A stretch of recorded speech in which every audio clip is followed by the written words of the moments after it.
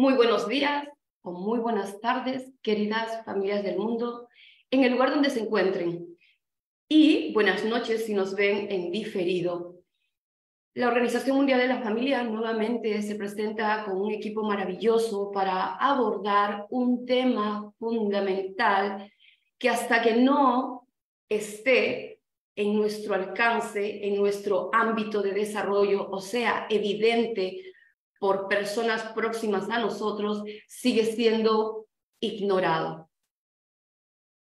El 10 de septiembre, la OMS, la Organización Mundial de la Salud, declaró el Día Mundial de la Prevención del Suicidio. Hoy, 13, miércoles, la Organización Mundial de la Familia se pronuncia en el afianzamiento de concienciar de este gran problema mundial. Hay muchísimas estadísticas que hablan. El 2019, 700,000 personas perdieron la vida por esta decisión de autoeliminación. Y esto implica 1 de cada 100 personas. Y si hablamos de una manera un poquito más entendible, cada 3 segundos a nivel mundial hay una persona que decide terminar con su vida. Este problema tan grande es multifactorial, no tiene edad. Se estima que de 15 a 27 años, pero también hay adultos, hay adolescentes. Y, como dije anteriormente, multifactorial, se da por problemas de trastornos de la personalidad, problemas no saludables mentales, problemas socioeconómicos, y problemas de diferentes ámbitos. El tema de la detección es fundamental, estar presentes mirando y escuchando la comunicación que tenemos a diario con nuestros hijos, con nuestra familia, en nuestro entorno, para poder mirar y prevenir. Pero ¿cómo se previene? ¿Cuáles son estos indicios? ¿Cuál es el origen? ¿Por qué una persona decide autoeliminarse? ¿Qué sucede en su cerebro? ¿Y cómo, qué habilidades debería tener? El origen, definitivamente, una vez más, es la familia. Las acciones, el acompañamiento errado, los problemas disfuncionales, violencia, disfuncionalidad en todo el contexto de la palabra. Y problemas, heridas que no han sido atendidas y cerradas, donde el ser humano empieza a vivir con mecanismos de defensa, de protección, irritado, violencia, hasta que un día solamente hay un acontecimiento que detona y bloquea toda su existencia a nivel cerebral, a nivel humano integral, y hace que tome una determinación tan terrible, pero no porque sea cobarde, no porque no tiene valentía para continuar con la vida, sino porque surge de que esa es la solución y que esa acción viene a ser beneficiosa para su entorno, o porque ya simplemente ya no quiere sufrir porque no puede más. Vamos a abordar todo este aspecto y la importancia también que es tener un pilar firme de amor, de desarrollo personal, de habilidades socioemocionales, de atención en la salud emocional mental, y el desarrollo fundamental como pilar básico, que es la espiritualidad, la fe. Y todo esto se construye en un entorno primario de educación que es la familia. Tenemos que asumir la responsabilidad social dentro del contexto único como células familiares, también abarcar nuestra mirada en aspectos laborales, empresariales y políticas de gobierno, que deben dar mayor atención y priorizar los aspectos de salud mental. Pues bien, esta mañana vamos a iniciar y abordar el tema con uno de nuestros miembros de la Organización Mundial de la Familia, que es nuestro querido Iván Martínez, que nos acompaña desde Colombia. Él es psicólogo educativo, especialista en docencia universitaria, cuenta con formación especializada en derechos humanos, liderazgo ejecutivo, educación socioemocional y neuroeducación. Es autor del libro Superando la Adversidad, Habilidades Socioemocionales para Alcanzar la Felicidad y coautor de libros Conversatorios, Voces, colaborando en la incertidumbre y reflexiones penitenciarias, que también hay un aspecto social importantísimo dentro de todos los aspectos que es vulnerable el ser humano. Hay un tema de personas privadas con su libertad, otro tema que también está la problemática de trata de personas, otros problemas que van más allá de infringir las leyes, que terminan aterrizando en problemas de salud mental, emocional y obviamente influencia del entorno. Y el ser humano tiene dignidad y cuando tiene un acto erróneo, habrán leyes, pero nosotros no podemos ejercer juicio ni crítica porque están a un paso y buscando una oportunidad para reconstruir sus vidas. Querido Iván, muy buenos días. Adelante, por favor. Muy buenos días, mi querida Laura, mis queridos colegas. Un placer saludarlo. ¿Me confirma si me estás escuchando bien, por favor? Excelente, muy bien. Ok, bueno. Por eso habemos varias personas acá, porque cada uno desde una posición personal, pero más profesional, va a aportar algo frente a este flagelo que no es selectivo, ¿no? Es mundial. Y para iniciar este tema, yo digo, hay mucho tabú, hay mucha estigmatización, hay muchos mitos. Recordemos que en la literatura tradicional un mito es algo que la gente cree en él, pero no sabe de dónde viene. Puede surgir de la fantasía, incluso de una representación personal de alguien frente a algo. Pero aquí lastimosamente tenemos que hablar de realidades. Y la salud mental viene siendo escondida frente a lo que está pasando actualmente. La política criminal se orienta más a, voy a decir algo en el término coloquial vulgar, el pan y el circo. Populismo punitivo, la cárcel como un escenario de castigo. Y así como con estos conceptos pequeños se han venido tejiendo mitos, estereotipos, representaciones, incluso sesgos cognitivos frente a la salud mental. Yo quiero iniciar con cifras. He venido elaborando estos 3 años un trabajo y yo te comentaba, Laura, estoy próximo a publicar un libro y precisamente me habla de esto. Y no solo de un suicidio, sino la incidencia de las emociones en algo que llamamos bienestar, entendido como la salud física, la salud mental y la forma en la que nos comportamos. Hablo de lo que encontré. 703 millones de personas se suicidan cada año en el mundo. Uno cada 40 segundos. En Colombia, en el último año 2022, 2.800 personas decidieron quitarse la vida. Y del 2014 al 2022 este fenómeno aumentó en un 87.5%. Cifras, pero aquí empezamos ya a identificar y a diferenciar cosas que nos deben preocupar. De esta tasa de suicidios a nivel mundial hay una variable de un 80% representativa en el género masculino versus 20% en la mujer. Y entonces quedamos, wow, somos el género fuerte en una representación sociocultural.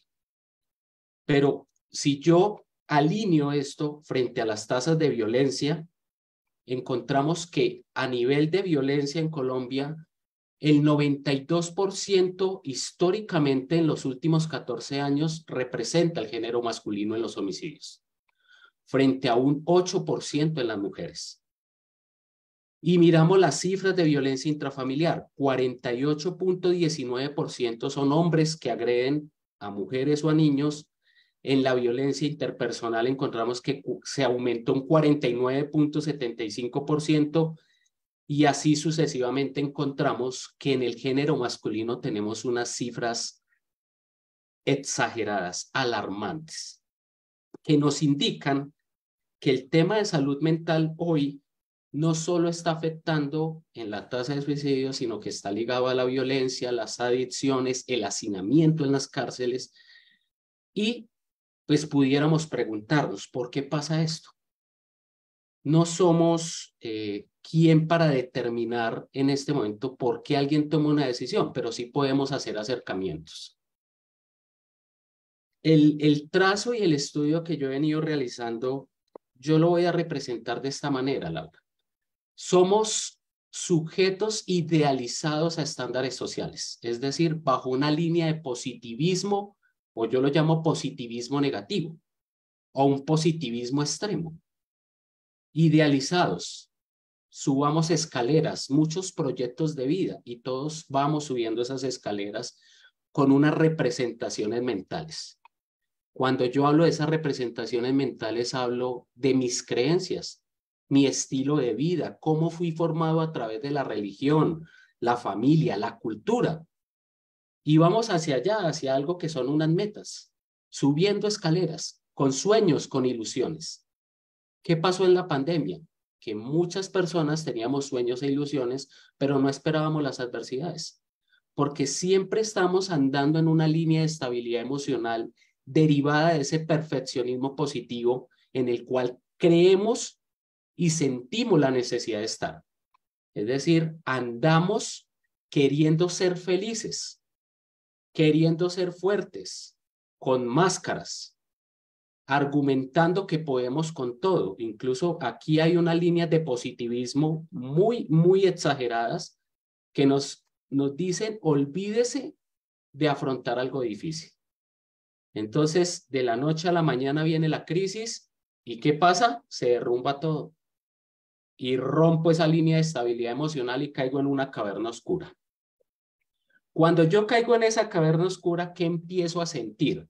Cosas que comúnmente no había sentido.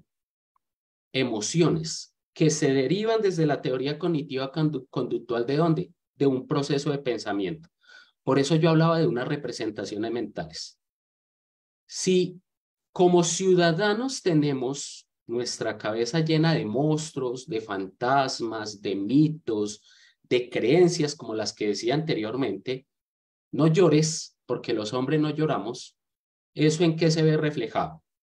En eso que estamos hablando de estas cifras. 280 millones de personas con depresión, 24 millones de personas con trastornos psicóticos, 40 millones de personas con trastornos bipolares, 301 millones de personas con trastornos de ansiedad, 14 millones de personas con trastornos alimentarios, especialmente jóvenes y adolescentes, jóvenes y niños, y 40 millones de personas con trastornos de la personalidad diagnosticados. ¿De un qué? De una necesidad de ser felices, de la necesidad exagerada de ser felices, de la necesidad exagerada de conseguir, del deseo de nunca fracasar y nunca perder. Y en esa caverna oscura, pues, ¿qué pasa? Que lo que yo pienso es lo que siento y lo que resulto haciendo. La experiencia nos ha dicho a nosotros como terapeutas que la persona sigue llegando con ilusiones a donde va, pero cree que no puede.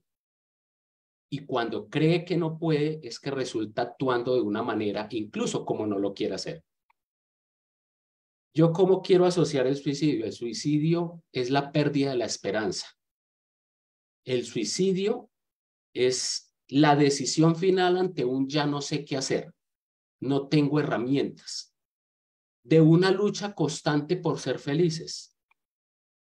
Incluso se ha teorizado mucho desde la agilidad emocional y dice que quienes se esfuerzan mucho por ser felices terminan siendo más infelices. Por eso yo ya empiezo a alinear recomendaciones. Las líneas exageradas de positivismo nos conducen a los suicidios y a la depresión. El no poder expresar lo que yo siento libremente debido a estos estereotipos que hay, conduce a la depresión y al suicidio o a estos trastornos mentales que tenemos. ¿En qué tenemos que trabajar nosotros? Nosotros tenemos que trabajar linealmente en tres cosas importantes, siguiendo un proceso de teoría cognitiva conductual. Determinar cómo estas representaciones mentales que están maquilladas en máscaras, la depresión tiene máscaras. Incluso creemos que una persona con depresión tiene que estar triste todo el tiempo y eso no es así. La persona cree que tiene que ser feliz, la persona no quiere hacerle daño al otro, pero está luchando contra su propia mente. Mitos, estereotipos, paradigmas que se han tejido frente a la educación emocional y frente a la salud mental. ¿Por qué la gente no va al psicólogo? Hay un mito. Si vas al psicólogo estás loco.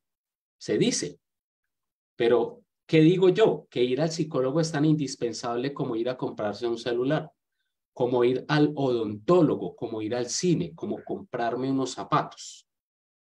Que los hombres lloramos, que los hombres tenemos sentimientos y emociones, que tenemos necesidades socioemocionales insatisfechas. Cuando yo rompo estas representaciones, las cambio, las transformo en el sentido de empezar a sentirme mejor, no de ser feliz, pues entonces aprendo y soy consciente que debo trabajar este segundo elemento, que son estrategias para gestionar mis emociones. Y como tercer elemento, no tener tantos proyectos de vida, porque los proyectos de vida me orientan a que debo tener expectativas. Y cuando yo tengo muchas expectativas, la frustración está asegurada.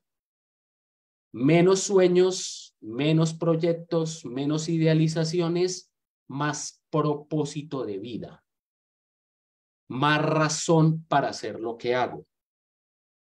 Yo soy absolutamente crítico de la línea positivista de la felicidad, donde van y te venden humo en 1 hora y te dicen que en 1 hora ya todo va a estar bien y que en 5 años ya los trabajadores van a ser más felices. Pero está comprobado que incluso en los países más desarrollados, las tasas de suicidio se están elevando. ¿Por qué? Porque nos comparamos, porque puedo tener todo a nivel físico, a nivel económico, pero no tengo la felicidad que yo creo tiene el otro.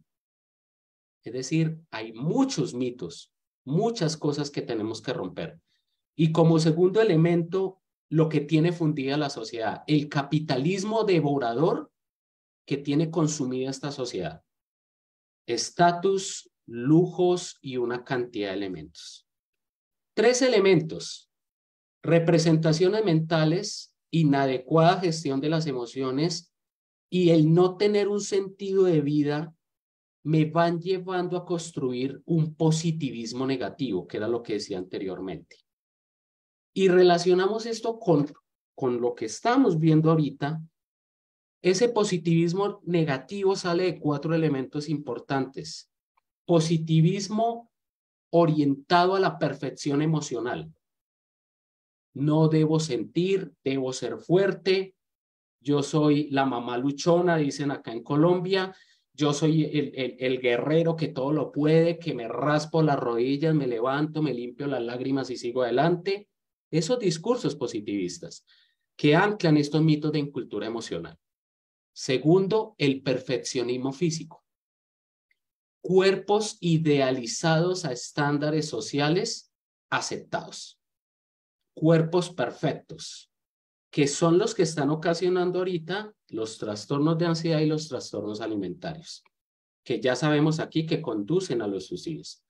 Tercero, el perfeccionismo social. El querer pertenecer, el querer pensar como todo mundo piensa, el querer encajar en grupos sociales, el querer tener posiciones o estatus sociales, que son los causantes del bullying en las escuelas. Y el cuarto elemento es el perfeccionismo intelectual, orientado a querer saberlo todo, poder con todo, esforzar todo, controlarlo todo. Si miramos y nosotros hacemos una visualización de esto, aparentar ser feliz, querer tener cuerpo perfecto, querer encajar en todo mundo y no tener pensamiento crítico, no poder expresarme y querer saberlo todo, como nos pasó a muchos de nosotros que la academia nos iba literalmente fundiendo, nos dimos cuenta que nos estábamos autodestruyendo. Yo soy de los que pienso que el suicidio no nace de la noche a la mañana. Tiene múltiples factores. Cada uno de ellos merece una apropiación teórica muy fuerte.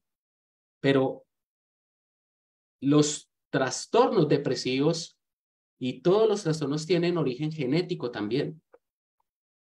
Y también de orden sociocultural, ambiental.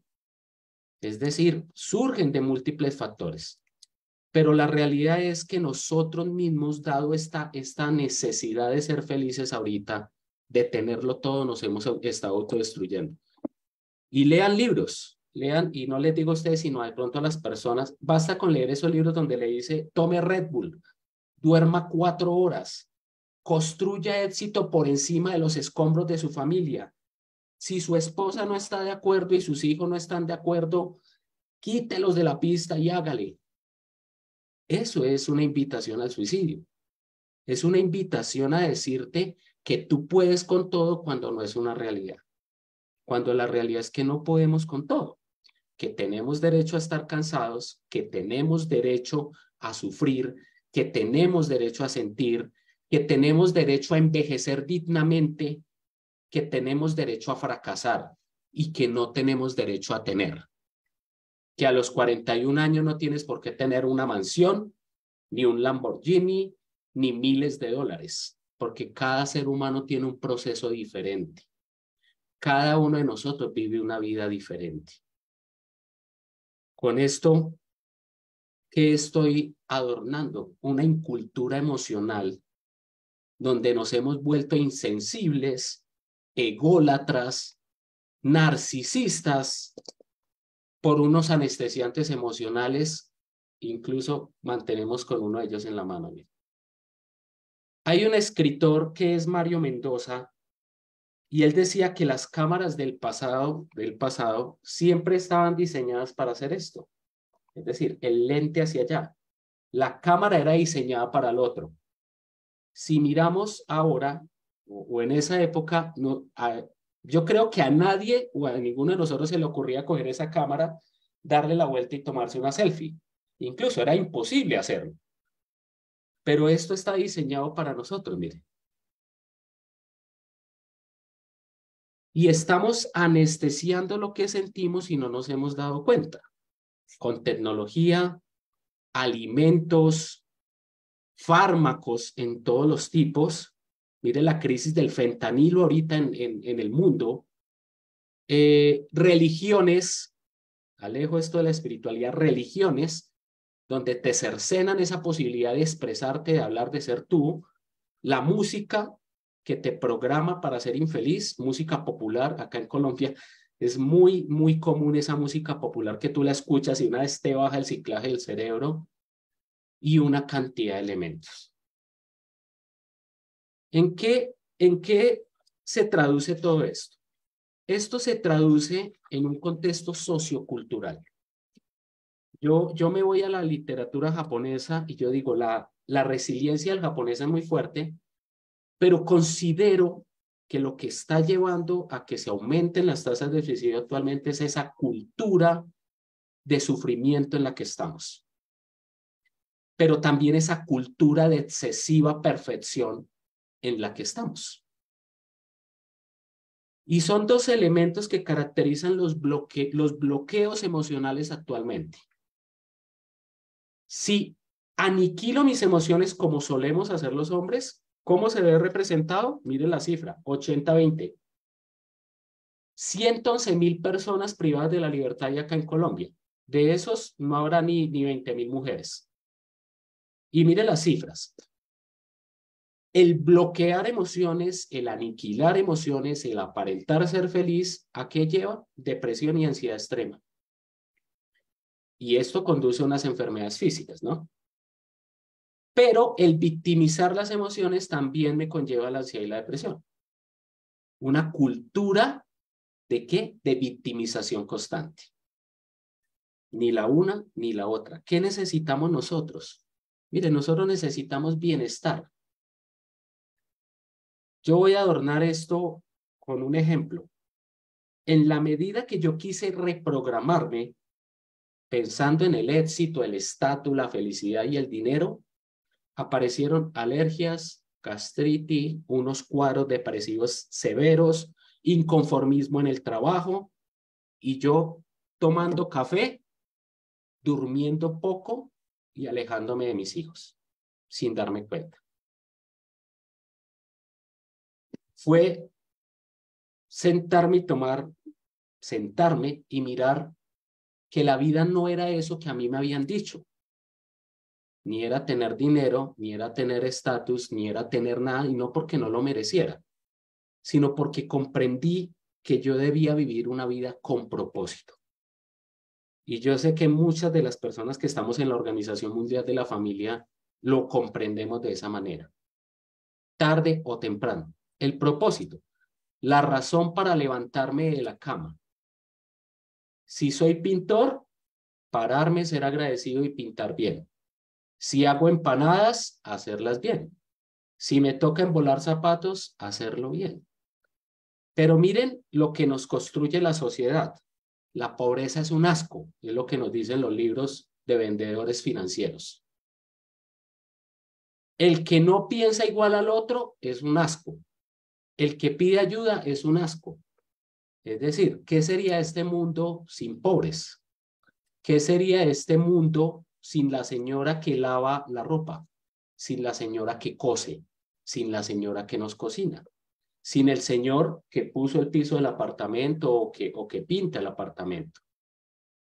Nos han hecho creer que la única forma de vivir es haciéndole apología al dinero, a los cuerpos perfectos, a los estatus sociales. Por eso tenemos muchos doctores con corbata, pero como seres humanos son despreciables, porque trabajan y viven su vida en torno al dinero, a la arrogancia, al ego, al odio. Y eso hace que los que tienen una vida diferente se comparen y resultan sintiéndose infelices. No nos están preparando para la adversidad. Nos han hecho ver el dolor, la angustia, la culpa, los celos, la desesperanza y el fracaso como algo despreciable, cuando realmente son emociones, cuando son cosas que son naturales y biológicas a nosotros.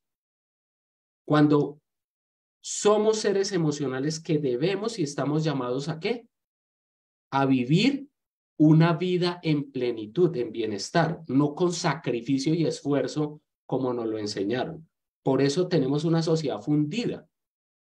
Por eso la industria del tabaco, del alcohol, de las bebidas energizantes, incluso del fentanilo en la actualidad, tienen una acogida de este tamaño, de los fármacos. Porque no te puede doler la cabeza porque ya no, o sea, eres un incompetente. Y ya la Organización Mundial de la Salud nos está diciendo a nosotros que las enfermedades de los trastornos mentales son incapacitantes. Es decir, que con depresión, que con ansiedad, que con algún trastorno, no eres nadie. Por eso estigmatizamos, recriminamos, la gente ya no quiere ir al psicólogo, el psicólogo ahorita tiene que ir a buscar al paciente porque no hay una cultura de sentir. El fentanilo salió de esta analgesia del dolor.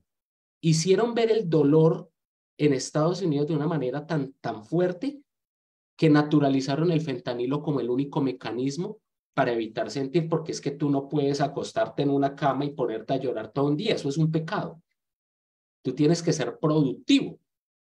De los 1440 minutos que tú tienes, no puedes perder un solo minuto porque la vida se te agota. Por eso tememos a envejecer, por eso tememos a hacer lo que hacemos en este momento.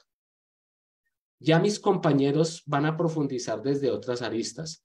Mi finalidad ahorita es decir, no estamos llamados a ser perfectos, ni perfectas. Te vas a equivocar absolutamente toda la vida. Puedes iniciar tu vida laboral a los 60, 70 años, tu vida educativa. Te puedes morir sin vergüenza de no haber tenido una casa, un carro, de no haber ahorrado. Pero sí, en lo que tenemos que enfocarnos ahorita es vivir en dignidad, sin culpas, sin vergüenzas, considerando que todo lo que hemos hecho es valioso, que aquí en esta sociedad nadie sobra, porque estamos incluso desde la política se ve este egocentrismo, donde vemos al otro como, no, usted no es nadie, porque anestesiamos todo lo que sentimos.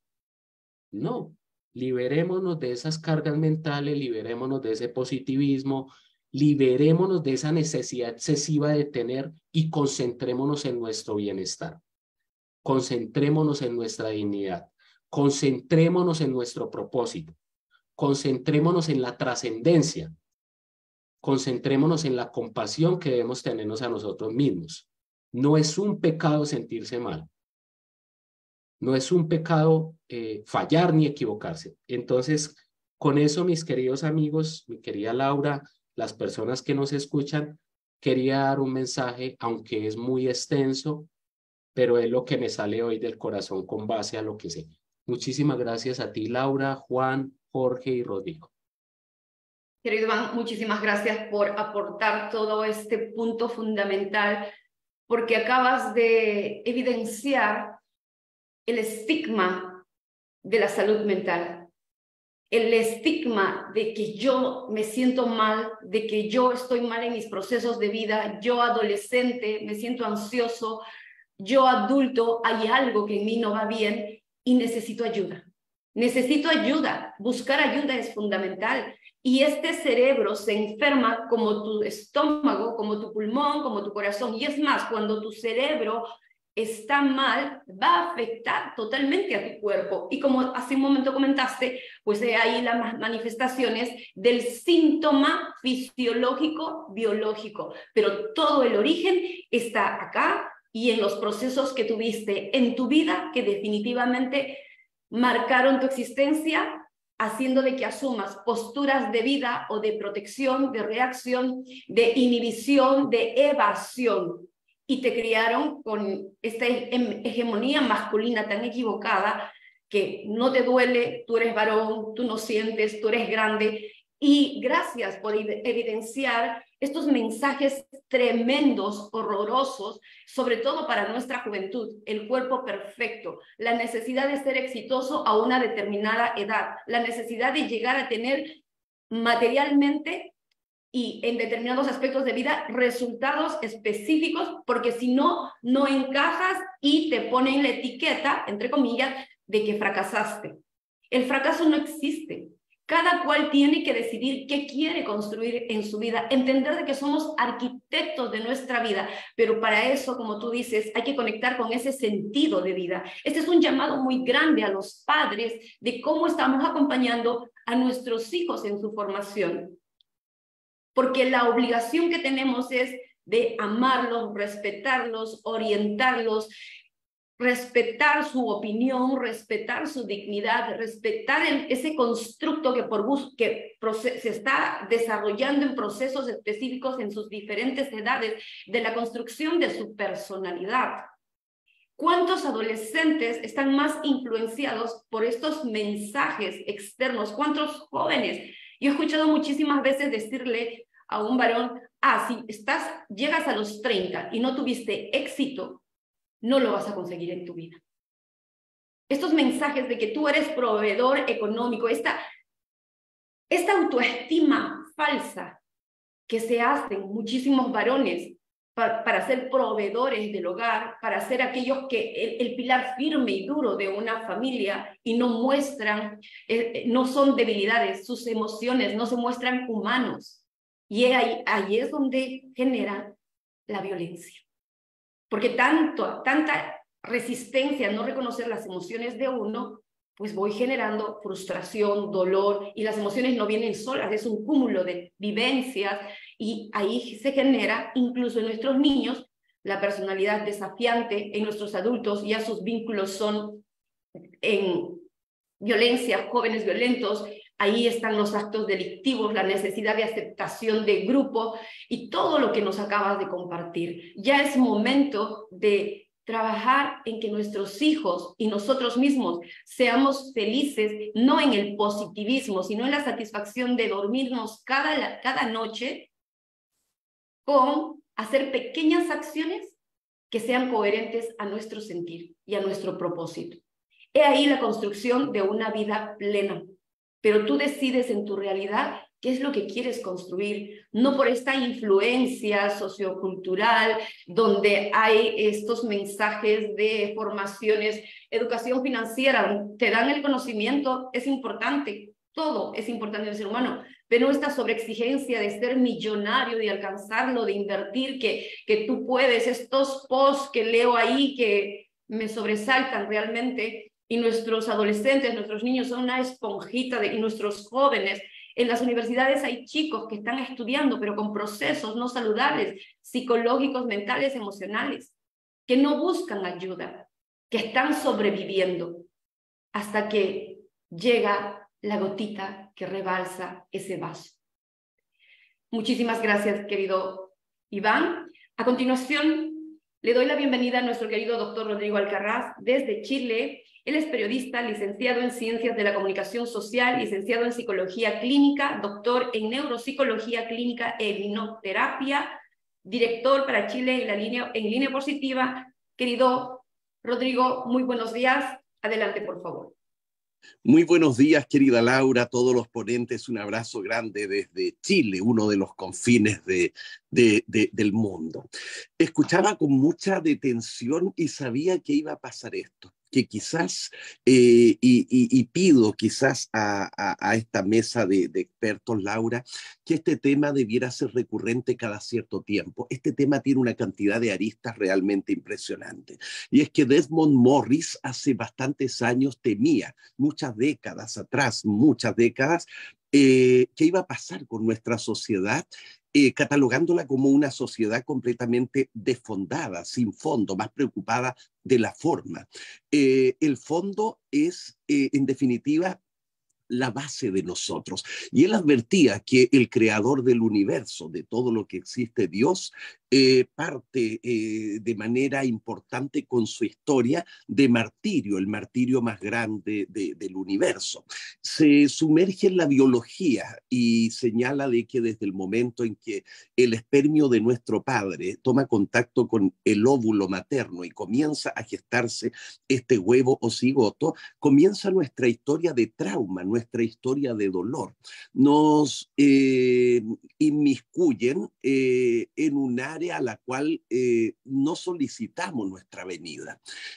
Señalaba que es como cuando niños nos inscribieron en disciplinas deportivas que no eran de nuestro gusto y nos tocaba ir hasta que finalmente desertábamos. Y sin preparación, sin planeación, muchos seres llegan a este mundo no precisamente movidos por el amor, sino porque hay que tener hijos. Ya hay que tener hijos. Es cierto lo que se dice, tienes que tener una casa antes de los 25, 30 años, tienes que ser multimega millonario, tienes que viajar por el mundo, pero hay algo que también es tremendamente importante, ligado a lo que decía Morris con la sociedad desfondada, el concepto de la felicidad, a qué venimos al mundo. ¿Y por qué? Porque, a ver, el agua hirviendo es capaz de ablandar las papas, pero endurecer el huevo. Entonces significa que lo que a mí me sirve no necesariamente a los demás ponentes o a la sociedad.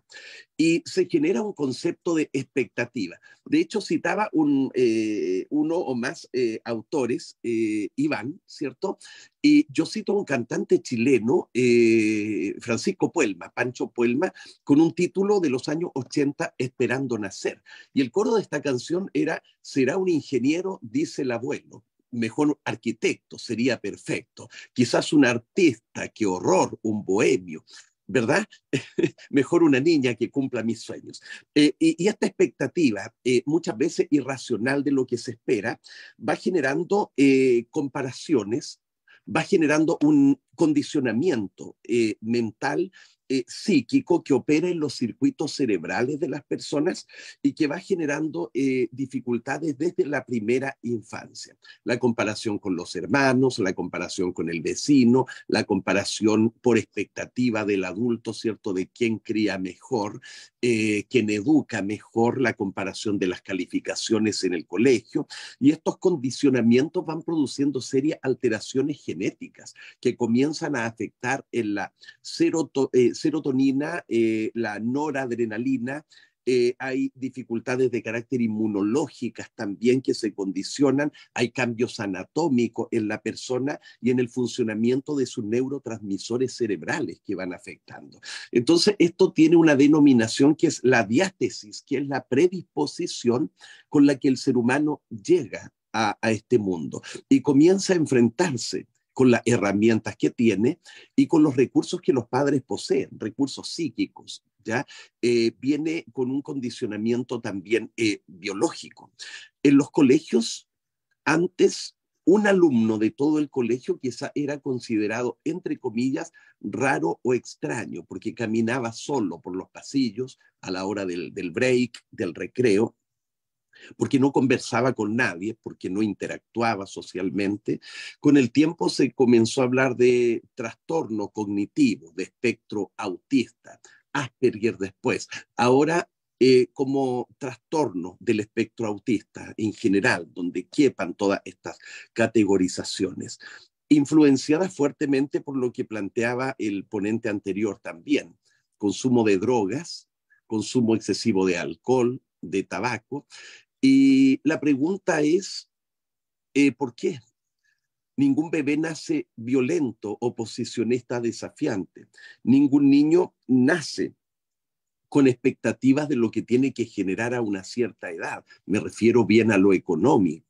Ningún niño nace predispuesto a la competencia que muchas veces se transforma en rivalidad, generando obviamente pesimismo, agresividad, serios trastornos del ánimo y trastornos de carácter adaptativos también. ¿Por qué se produce esto? El consumo de ciertas sustancias, de ciertos estupefacientes, porque se está buscando la felicidad afuera y no la hemos descubierto dentro, porque buscamos afuera lo que realmente no hemos encontrado en el centro o en el corazón de cada uno.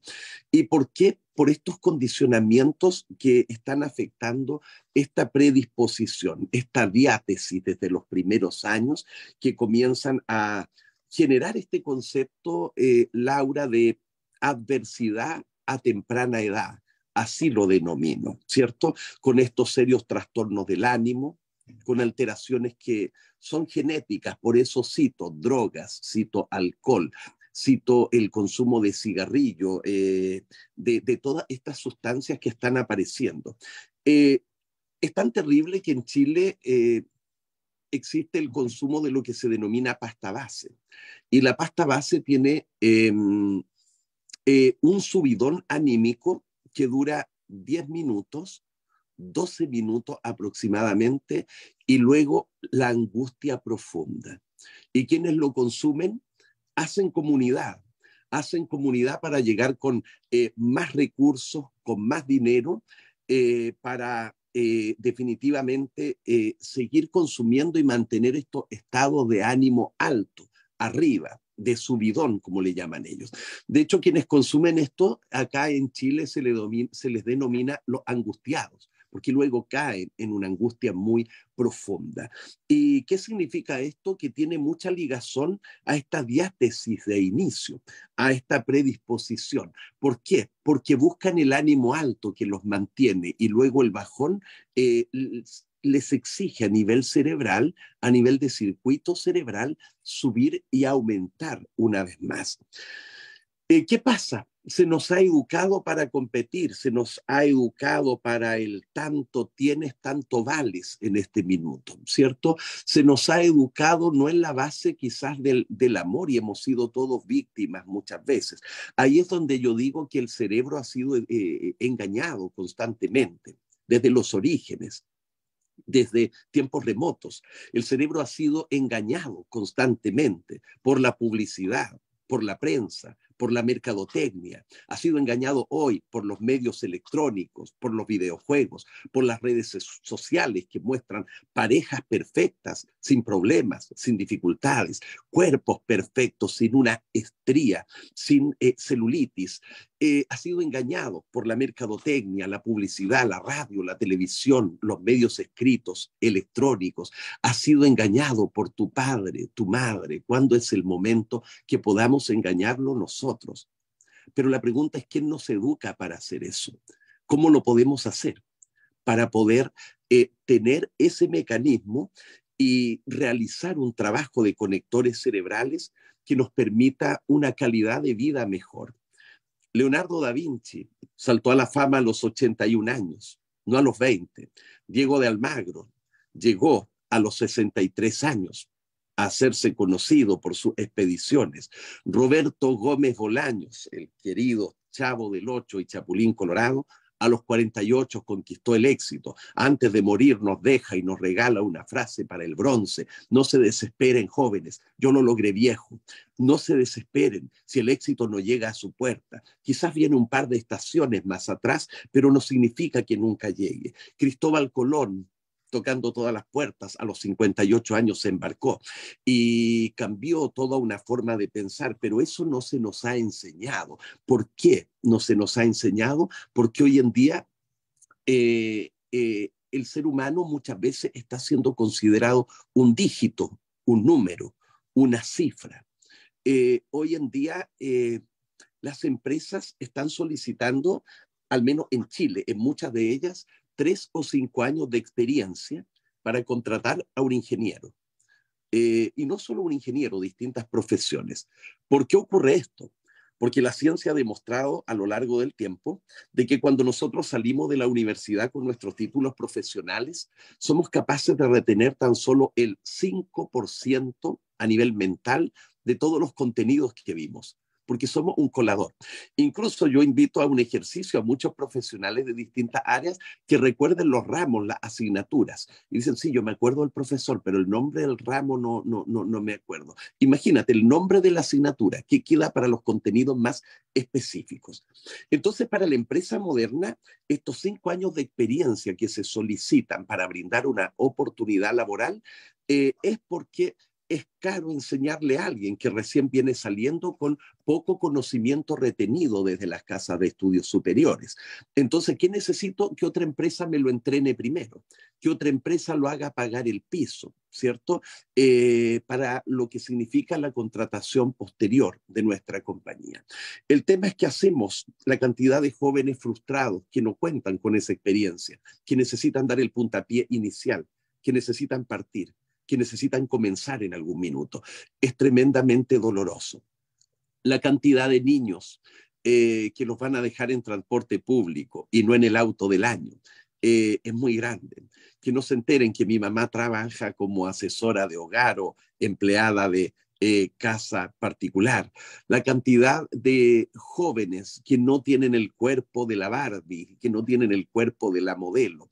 La cantidad de jóvenes que les gusta el fútbol y no alcanzan a tener el rendimiento de las estrellas con los que sueñan con sacar adelante quizás a sus familias es tremendamente grande. Y esa sobrecarga emocional de la comparación odiosa va generando una sociedad desfondada. Quienes estamos en esto, quienes tenemos esta misión, creo que tenemos que tratar de enseñar. Yo, como lo planteaba Laura, tengo una fundación que se llama Salvemos a las Personas, que trabaja en forma gratuita, sin aportes económicos, precisamente para prevenir el suicidio, para tratar de encender un poquito de luz ante tanta oscuridad, ante tanto trastorno del ánimo, ante tanta impulsividad. Porque la rabia se insertó en la sociedad y así se están resolviendo las cosas. Yo no sé si se hace allá en sus países, pero les voy a contar que cuando yo era niño, pequeño, y se celebraba el cumpleaños, la torta la hacía mamá, la torta la hacían nuestras abuelas, y esa torta era sagrada. Recuerdo que se ponía un vaso en el centro para luego cortar las tajadas a los invitados. Esa torta, si tú la pasabas a topar con el codo, corrías sin que nadie te sorprenda, como si fuera la travesura más grande, y con un cuchillo la emparejabas. En ese tiempo se usaban las mostacillas de colores, que eran estas perlas brillantes, y a veces tú te robabas una y te la comías, pero existía algo de conciencia, y donde habían más pobladas, sacaba una y la ponías en ese lugar para reponerla, porque la torta de mamá y la torta de la abuela eran sagradas.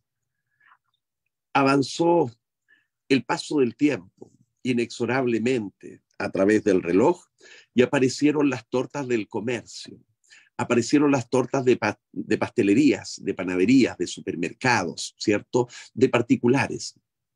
Y ya no se le tiene la devoción a la torta hecha con amor en el calor de hogar. Ahora, la cabeza del pobre festejado rebota en el cartón del plato cuando se le dice una mordida y termina en un tortazo, la manifestación más primitiva de la rabia contenida en un momento de celebración. Dejó de ser la torta hecha en casa, con amor, con cariño, con ese olor a horneado cuando veníamos de la escuela y sentíamos que los bizcochos ya anunciaban que algo rico iba a haber el día de tu aniversario, de tu cumpleaños. Ha ido cambiando este concepto, y es que el amor está dejando absolutamente de lado esto. Hoy en día, una niña influencer que vende contenido erótico, sexual, tiene cientos de miles de personas conectadas cuando hace un en vivo o regala estos minutos felices ante los ojos de sus espectadores. Temas como estos muchas veces no concitan quizás gran interés, pero tenemos que perseverar en ello, porque el trabajo de alteración genética, incluida serotonina, noradrenalina, neurotransmisores cerebrales, están afectando y están acabando con gran parte de la población. Literalmente, los suicidios generan señales, avisos, y es cuando se pierde la comunicación, es cuando los teléfonos están superando la calidez del ser humano o el abrazo. ¿En qué minuto la sobremesa de nuestros abuelos dejaron de ser aburridas? ¿En qué momento, cuando después de almorzar nos quedábamos en la mesa conversando, y aunque el abuelo narrara mentiras, por Dios que nos entretenía? Y nos alegrábamos y no nos movíamos de la silla. Hoy damos la última cucharada del almuerzo y nuestros chicos parten a buscar el cargador o parten a buscar el teléfono, si es que no lo tienen al lado del plato.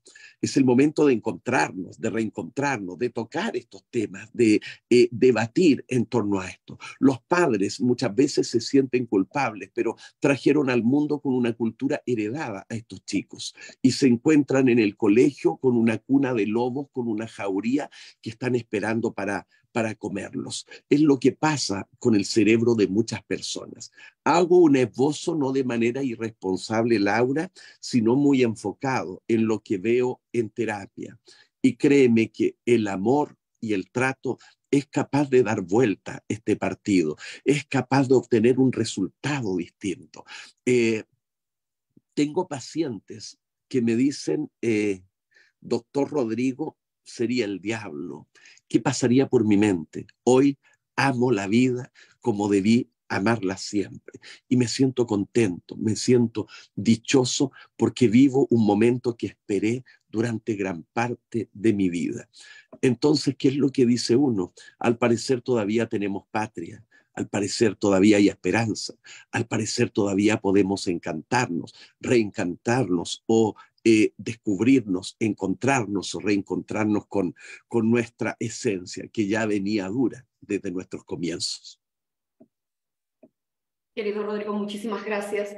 Y acabas de mencionar el amor. El compromiso de la Organización Mundial de la Familia es con y por amor e infinita fe en la humanidad. Porque claro que podemos movilizar y trabajar, pero te invitamos a que te sumas a esa concienciación de qué está pasando con nuestras sociedades, con los padres, con nuestros adolescentes, nuestros jóvenes, nuestros adultos. ¿Qué podemos hacer para sumar y movilizar el conocimiento? Porque la falta de él La ignorancia, el ignorar una realidad y el desarrollar las cosas, conectar con nosotros, nuestro sentido de vida, es el origen de muchas acciones erróneas y sufrimiento en el ser humano. La adversidad es parte de la vida, pero quienes tenemos recursos para afrontar esa adversidad encontramos un motivo y un sentido de aprendizaje para seguir creciendo y desarrollándonos en lo que nosotros elegimos, pero un sentido de vida que elijo no sujeto a ideales externos o influenciados por una sociedad que está cada vez más debilitada en valores, en virtudes, en amor. Las comunicaciones agradables, estas comunicaciones bondadosas, amables, ya no son parte de nuestra sociedad porque tenemos una mente tan cambiada que si alguien es gentil contigo, ya piensas, wow, ¿qué pretende conmigo? Entonces vamos estando en situaciones de alerta donde no es necesario. Y acabas de mencionar que es el amor. El amor es la energía más poderosa de la existencia de un ser humano, que se expresa en cosas sencillas, en una mirada amorosa, compasiva, en acciones pequeñas para el otro, en una escucha activa, en algo que no está pensado en indiferencia.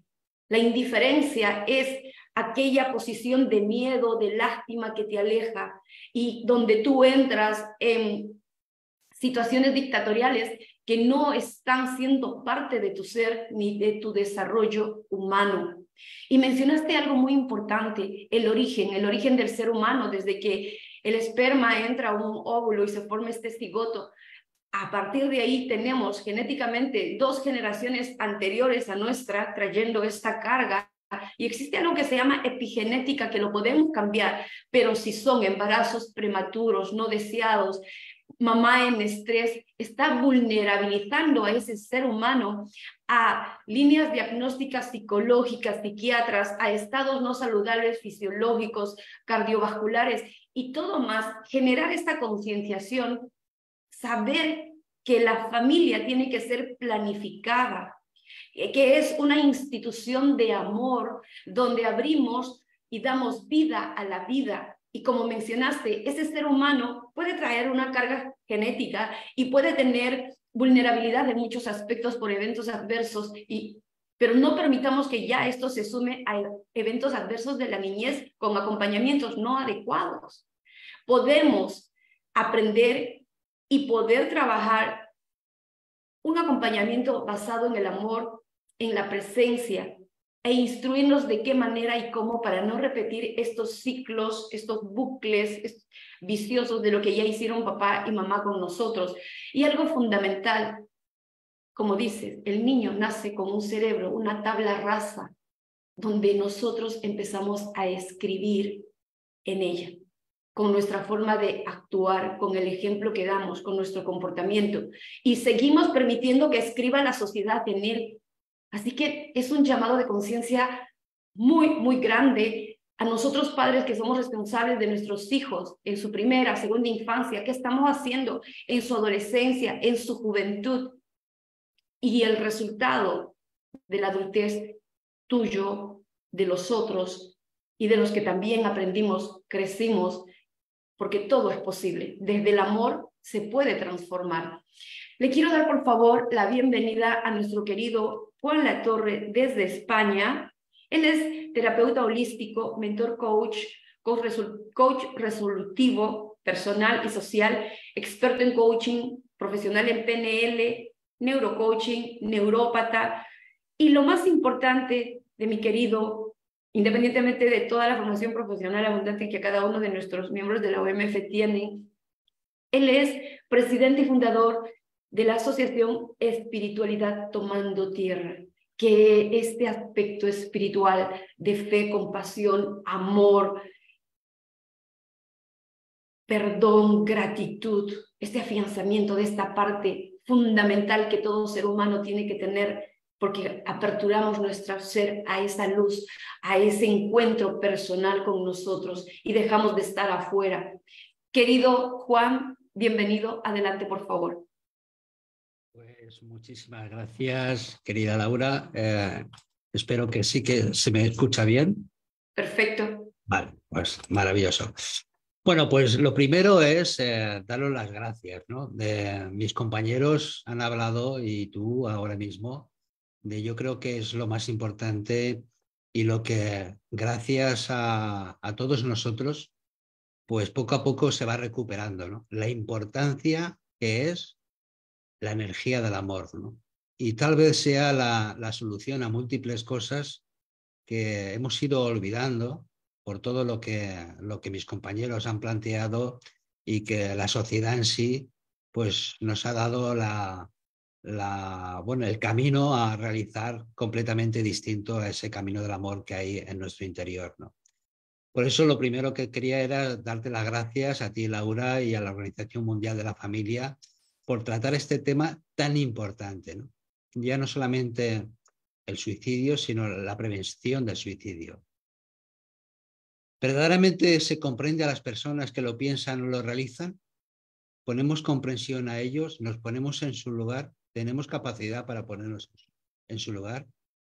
¿Por qué? Porque el suicidio es una información tabú para los gobiernos y la sociedad. ¿Hay algo detrás de ello? ¿Estamos alimentando de una forma consciente o inconsciente un vacío en la sociedad y principalmente en los jóvenes? Muchas preguntas y tal vez sepamos algunas respuestas, aunque lo verdaderamente importante es, vamos a ser valientes y vamos a ser valientes todos.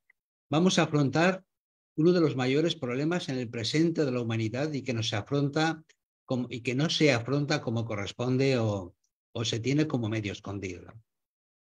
Todos los días escuchamos noticias, estadísticas sobre los que ya lo han intentado, los que ya lo han conseguido, los que lo piensan hacer, los que lo sufren. Y mi querida humanidad, es necesario, muy, muy necesario encontrar o crear respuestas o pasos a seguir para dar claridad y acción resolutiva a este problema real de nuestras vidas. Vamos a tener entre todos un compromiso estando a un lado o al otro, es decir, estando al lado de ese momento angustioso que tal vez algunos de nosotros hemos vivido o estando al otro lado, en el cual pues alguien cercano o alguien conocido o no conocido nos hemos dado cuenta o hemos sentido de que estaba en ese proceso personal, ¿no?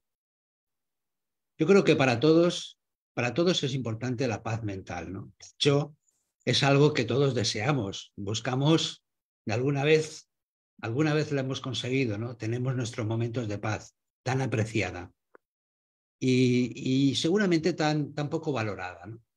Porque cuánto tiempo y energía utilizamos en sentir nuestra paz personal, nuestra paz interior. No solamente vivirla, disfrutarla y además compartirla.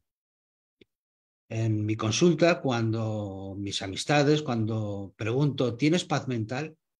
Da la sensación de que la solución a todo sería tener paz. Es más, una de las señales para que darnos cuenta o ser conscientes de que esto que estoy viviendo en mi vida, esto que estoy viviendo en mi presente, no es lo que me gusta, es la pregunta, ¿me siento en paz? No, algo hay que cambiar. Sí, sigue adelante, ¿no?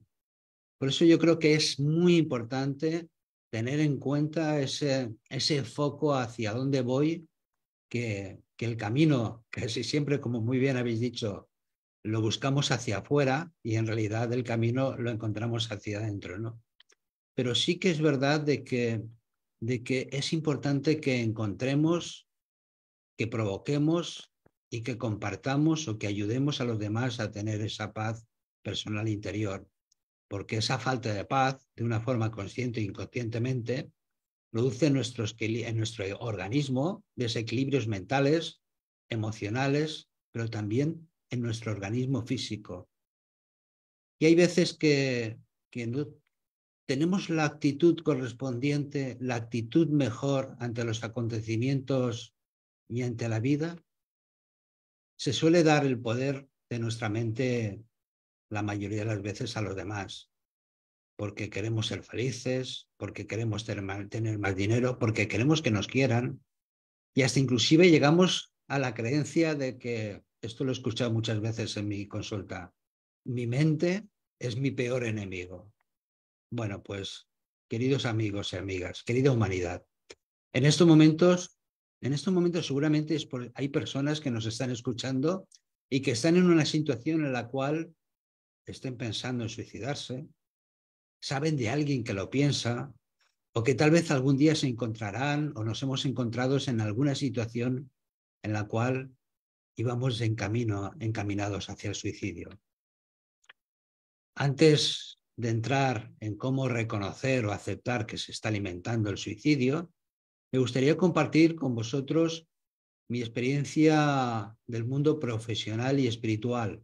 Antes, mi querida Laura ha hablado de que efectivamente creé con mi amigo Antonio durante la pandemia la asociación y el programa de Espiritualidad Tomando Tierra, porque yo creo que la espiritualidad no solamente hay que hablarla, no solamente hay que creerla, hay que sentirla y vivirla, ¿no? Es decir, hay que bajarlo a la tierra, ¿no?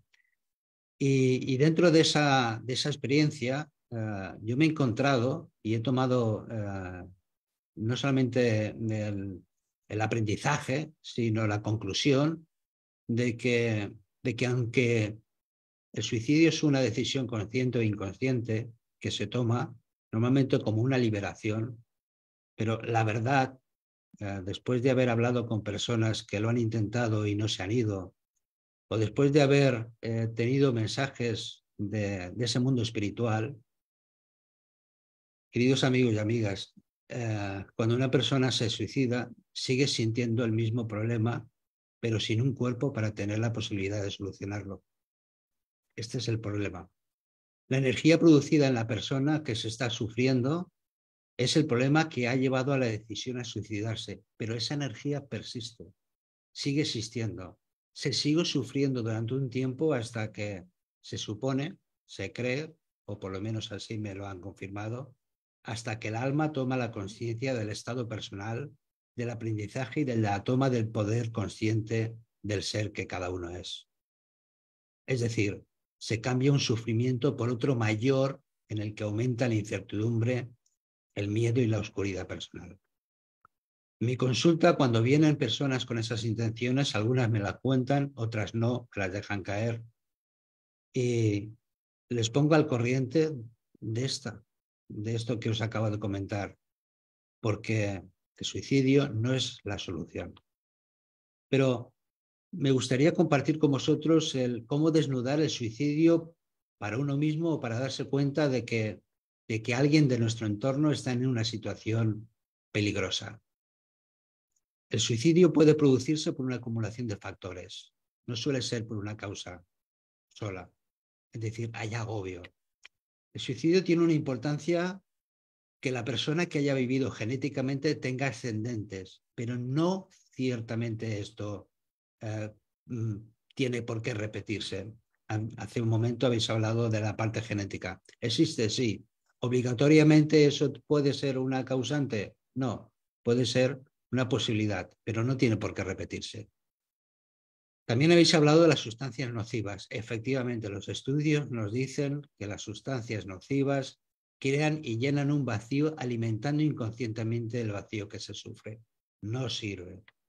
Las dependencias dan el poder de nuestra vida, nuestra mente y decisiones a otras personas o a situaciones que alimentan la incertidumbre y los miedos. La incertidumbre y los miedos que producen en nosotros un bloqueo en general.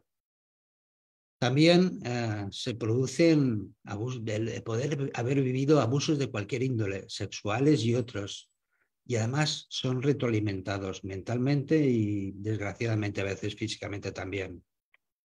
El sufrir situaciones de las que uno quiere huir tomando el suicidio como solución no es la solución.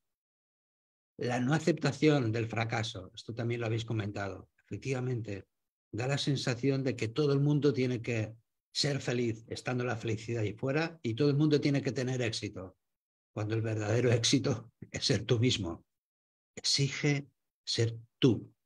La falta de atención también de las personas, los seres queridos, produce un vacío emocional. Esto también es importante. Yo me di cuenta que en las familias, en la sociedad en general, hay veces de que estamos tan enfocados en nuestro trabajo, en atender nuestra parte económica, que nos olvidamos de la parte emocional, nos olvidamos de prestar atención a nuestra pareja, a nuestros padres, a nuestros hijos, hasta inclusive a nosotros mismos.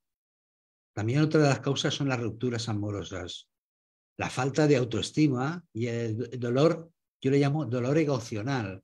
¿Por qué? Porque en realidad el dolor, más que emocional, es del ego inconscientemente. Es decir, aquí vienen muchas personas, bastantes personas, que después de haberme contado lo que están viviendo, yo les pregunto, bueno, ¿y tu ego cómo está? Está gordito, ¿no? ¿Por qué? Porque en realidad lo que estás alimentando es tu ego. Empieza a sentir tu ser, lo importante que eres tú con tu ser y en tu vida. Por último, entre otras muchas cosas, los conflictos en general, ¿no? Los conflictos en general con los demás, con traumas recibidos o creados por nosotros mismos, en los cuales se produce ansiedad. Esta mañana hablaba con una persona que decía, es que mi madre está peleada con todo el mundo y se alimenta de los telediarios, de los periódicos y de las malas noticias. ¿Cuál es el resultado? Su estado personal, ¿no? Bueno, pues esto serían algunas de las causas que crean una situación como liberación para tomar la decisión de suicidarse. Estaría bien tener en cuenta con nosotros mismos o con los demás qué está ocurriendo, ¿no? ¿Hay soluciones? Sí, hay soluciones. Sobre todo cuando, como hemos mencionado antes, el suicidio no es la solución. Tal vez no nos demos cuenta que alguien cercano, incluso uno mismo, estemos en el camino que tiene esta meta. Pero podemos tener un papel muy importante para que el suicidio no ocurra. Y podemos poner en práctica varias acciones. Una, lo importante es la comunicación. Es muy importante. Es muy importante también, dos, la presencia. No es igual una soledad decidida que una soledad sufrida. El vocabulario también es muy importante. ¿Cómo nos hablamos? ¿Cómo hablamos a los demás? ¿Cómo nos escucha la mente? Hay veces que inconscientemente estamos creando con nuestro vocabulario, estamos alimentando con nuestro vocabulario la acción suicidia personal o de los demás. También es importante, se toca a fondo. Sí, yo creo que muchos de nosotros bastantes veces hemos tocado fondo. Pero en realidad, ¿para qué? Pues hemos cogido impulso y hemos salido conscientemente adelante. Hemos salido fortalecidos de esa tocada en fondo, ¿no? Y yo creo que es momento de darnos cuenta que estamos en un continuo renacimiento. El final, todos los finales es una gran oportunidad para tener un nuevo principio y además poder poner en práctica lo aprendido positivamente. Nos damos cuenta de que el miedo bloquea y ciega. Así que vamos a valorarnos, vamos a valorar a la persona para aumentar la seguridad en uno mismo. Y vamos a escuchar a veces desde el silencio. ¿Por qué? Porque el darle importancia y tiempo a las circunstancias hace que desde el silencio aparezcan las soluciones adecuadas. Los vacíos. Los vacíos son la consecuencia de dar el poder a los demás. Pequeñas acciones que tienen un resultado, mover la energía, alimenta el bienestar verdadero personal. Verdaderamente, si nos preguntáramos ante determinadas circunstancias ¿para qué? Y si el resultado final del para qué no es para ser feliz, ¿para qué lo estamos haciendo? Hay veces también que hay personas que quieren quitarse el medio y decidir sobre la vida. Y hay que decidir sobre la vida, no hay que decidir sobre la muerte. Es importante también los bloqueos mentales y emocionales. La liberación real se puede conseguir, y yo creo que es una clave importante, a través del razonamiento. Vamos a razonar. Y también hablamos de la muerte, pero no como un deseo, ni como un final, ni con desesperación. Vamos a hablar de la muerte con respeto. Es un proceso en el cual, desde mi punto de vista y mi trabajo personal, es un proceso en el cual en un momento determinado dejamos un cuerpo para tener una nueva vida, pero cuanto más consciente y con más amor pongamos en ello, ese proceso va a ser el más adecuado. Y vamos a tomar el silencio como una conversación con nosotros mismos. Es importante también, que lo habéis comentado, el sentido de culpabilidad. Vamos a eliminar los sentimientos de castigo. No hemos venido a sufrir, hemos venido a aprender. Y además, bueno, la vida, la sociedad, y es algo que ya hemos acostumbrado. Tenemos ansiedades varias. Vamos a hacer ejercicios de respiración, yoga, mayor contacto con la naturaleza. Hay una serie de cualidades que hasta inclusive nosotros mismos tenemos, en las cuales podemos poner en nuestra vida y ayudarnos a nosotros mismos, ayudar a los demás a cambiar la vibración y esa acción destructiva por una vibración estado consciente y saludable. En nuestro cerebro existe una serie de sustancias que ayudan a una reconexión o restablecimiento personal que creará un camino de salida de ese deseo del suicidio. Ya habéis comentado algunas. La dopamina. La dopamina nos sirve para conseguir esos logros diarios. ¿El éxito es posible? Sí, el éxito está dentro de nosotros mismos. La serotonina. Vamos a disfrutar del momento presente. Vamos a crear, sentir y poner en práctica el agradecimiento y la acción consciente. Cada día es una nueva oportunidad. Contacto con la naturaleza, con el mar y la montaña, si es posible. La oxitocina. Vamos a sentir la presencia, la importancia personal de la comunicación. Vamos a abrazar y a sentir y permitirnos ser abrazados con respeto. La endorfina. Vamos a tener alegría. Vamos a conectar con aquello que nos gusta, que depende de uno mismo. Y queridos amigos y amigas, vamos a reírnos hasta de nosotros mismos o con nosotros mismos. Y vamos a descubrir y potenciar cualidades. Vamos a eliminar dependencias subiéndonos a nuestro propio auto. ¿Qué es nuestro propio auto? Bueno, ahí en Sudamérica le llamáis carro, ¿no? Bueno, pues el auto es la autoestima, el autoconocimiento, la autovaloración, la autoaceptación, el autorrespeto, la autogestión, la autovaloración, la autorrealización, en definitiva, el autoamor. Queridos amigos y amigas, la vida merece la pena vivirla. Hay que poner una raya roja o un filtro en el que decidamos, esto es mío y voy a ver qué tengo que trabajarme, o esto no es mío y puedo acompañar a los demás, ayudar a los demás, pero no cargar la mochila o aprendizajes que no son míos. Hay que vivir, y digo vivir, la gran oportunidad que es la vida. ¿Qué podemos aprender? ¿Qué podemos poner en práctica con nosotros mismos y con los demás? Y vamos a ofrecerlo para tener entre todos, crear entre todos, vivir entre todos un mundo mucho mejor. Vamos a permitir una renovación que nos fortalezca, dejar atrás el pasado, vivir el presente y disfrutar de ello. Vamos a ser valientes alimentando la seguridad de nosotros mismos. La confianza se adquiere poco a poco, se adquiere con acción y experiencia consciente. Vamos a tener coherencia y perseverancia en que verdaderamente la vida empieza por uno mismo. Y esto nos llevará al equilibrio, la armonía y el desarrollo de la creatividad. La autenticidad y la veracidad es una siembra que tal vez no es respetada. Vamos a ser auténticos y veraces. Y vamos a valorarnos con firmeza y flexibilidad a la vez. Vamos a centrar nuestra energía y nuestro tiempo personal obteniendo como resultado el amor a nosotros mismos para poder ofrecer lo mejor de nosotros a los demás. Lo importante en esta vida eres tú. Y eso es lo mejor que puedes compartir a los que te aman de verdad. Y beneficia a esta nueva humanidad que entre todos estamos creciendo. Como decía hace un momento el doctor Rodrigo, ama la vida, ama lo que eres. Y gracias a todos, a la doctora Laura, a la Organización Mundial de la Familia, pero sobre todo a quien me está escuchando. Gracias a ti por escuchar, gracias a ti por sentir, gracias a pasar a la acción con el amor, que es la energía más potente del universo.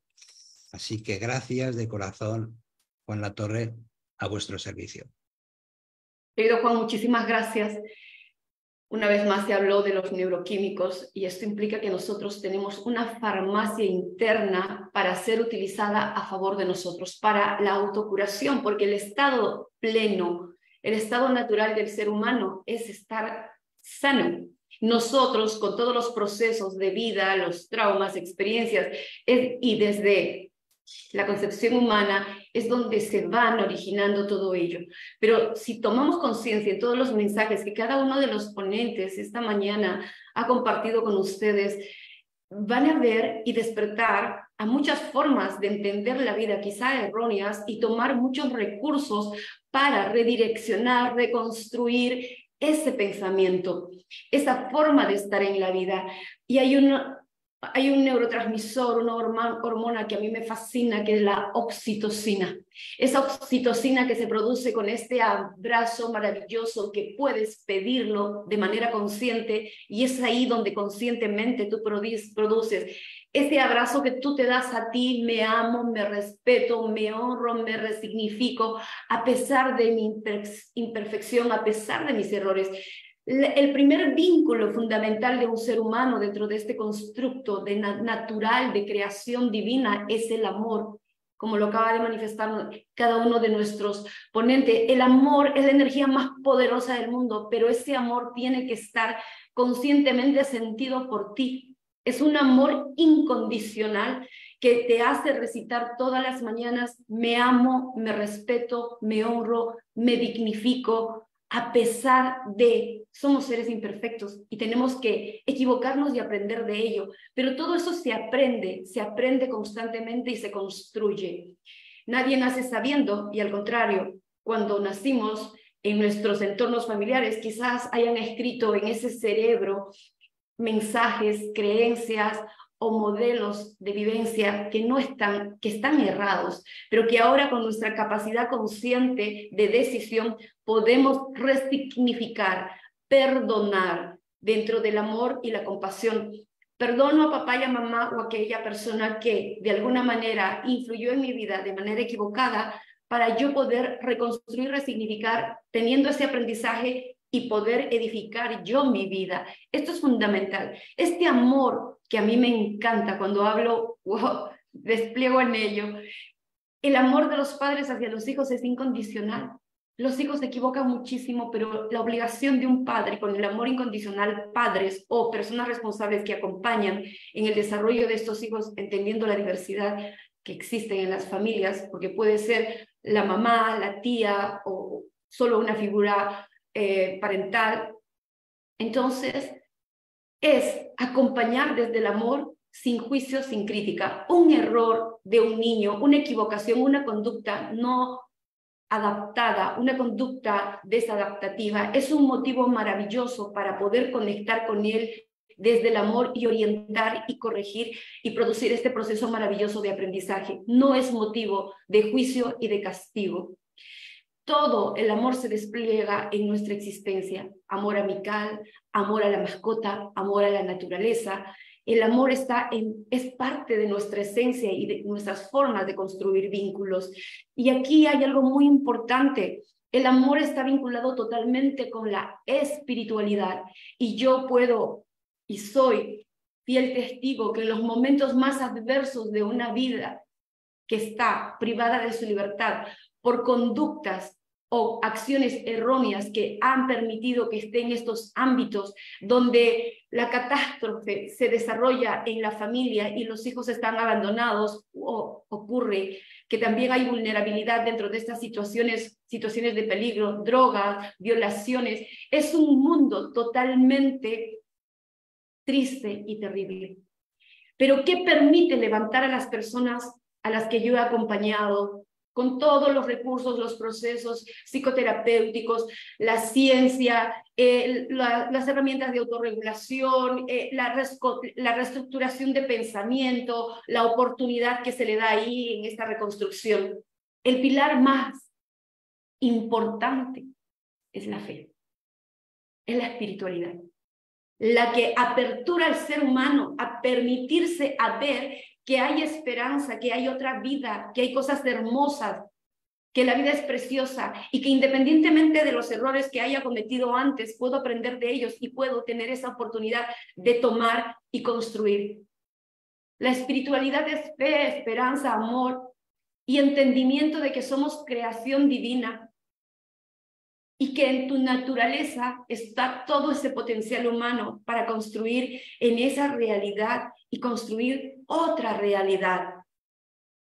La espiritualidad no está sujeta a mandatos sociales o a mandatos específicos de religiones que te pueden decir que existe un castigo. El castigo está acá en la vida porque es el resultado de tus decisiones y acciones. Es lo que estás provocando vivir, es la misma adversidad que te estás generando.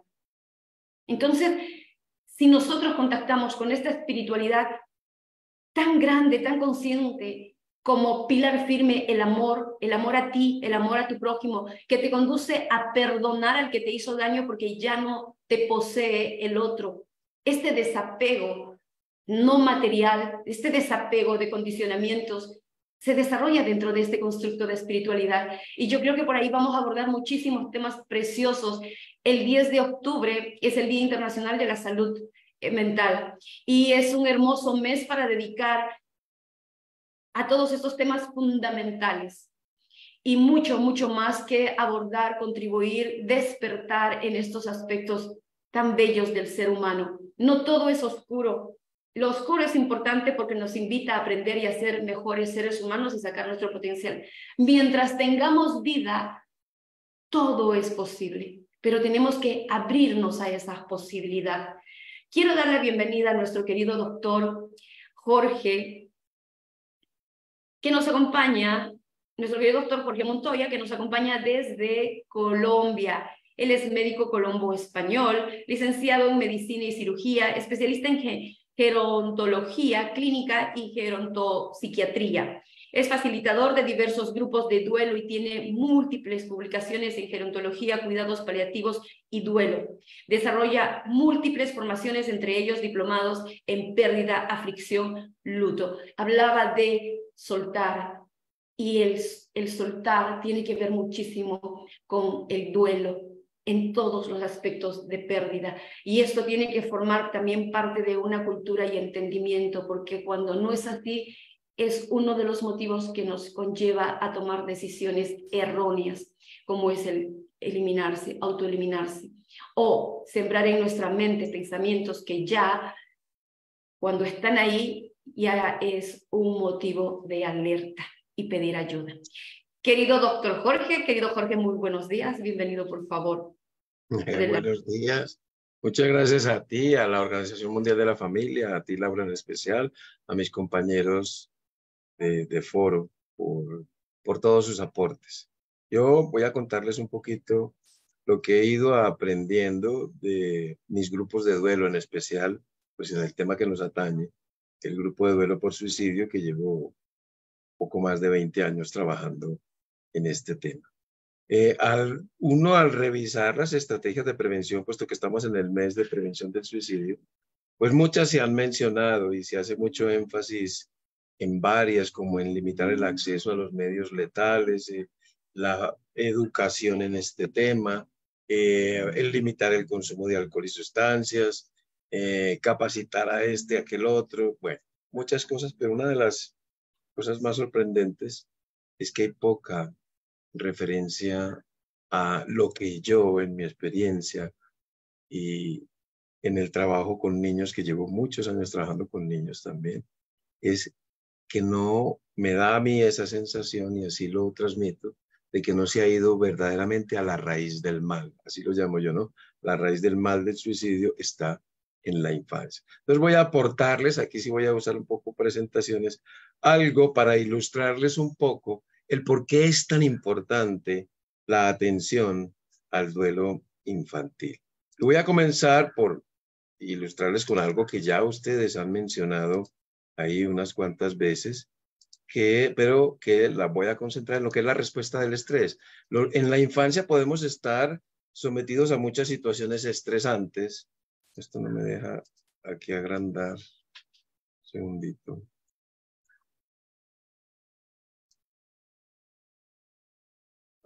Este que ya sí me va a dejar. Eso, ahora sí. Podemos estar enfrentados desde pequeños a muchas situaciones estresantes y nosotros conocemos muy bien lo que es la respuesta al estrés, que la conocemos como la cascada del estrés, que es una respuesta muy primitiva. Se considera que hace parte de lo que se conoce como el cerebro reptiliano, porque sigue siendo la misma respuesta que se generaba en la época de los cavernícolas, que es básicamente una respuesta de lucha y huida, ¿no?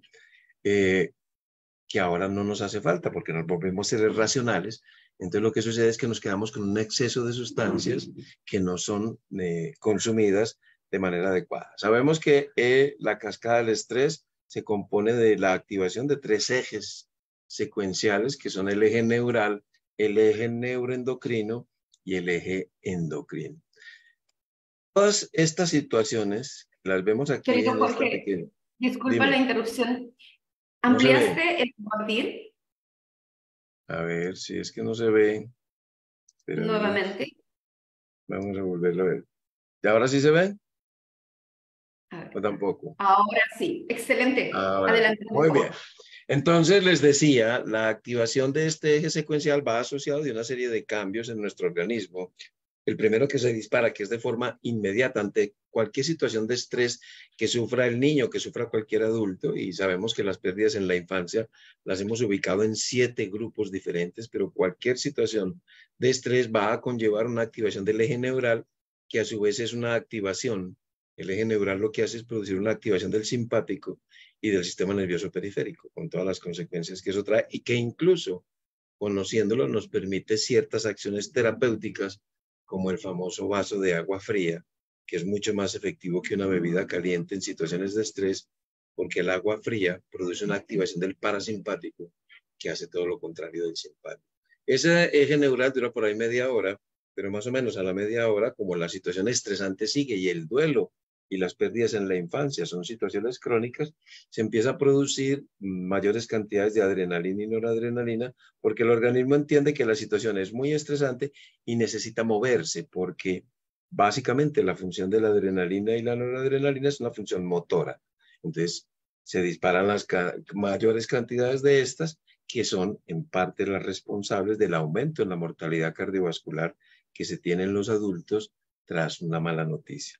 Pero eso tampoco puede durar mucho tiempo porque el costo es muy alto y más o menos entre 1 y 3 meses, dependiendo de las estrategias que ponga en marcha la persona, empieza a reducirse los niveles de adrenalina y noradrenalina, pero aumentan porque se dispara el eje endocrino, que como ustedes ven, son todas estas hormonas, aumento en los niveles de cortisol, que es pues la más conocida de las hormonas de estrés, que necesita de condiciones estresantes más prolongadas, pero también se producen corticosterona, aldosterona, deoxicorticosterona, hormona de crecimiento, tiroxina, y vasopresina, que tiene el mismo equivalente que la oxitocina. La oxitocina se da más en hombres, en mujeres, perdón, y la vasopresina en hombres, ambas conocidas como hormonas del amor.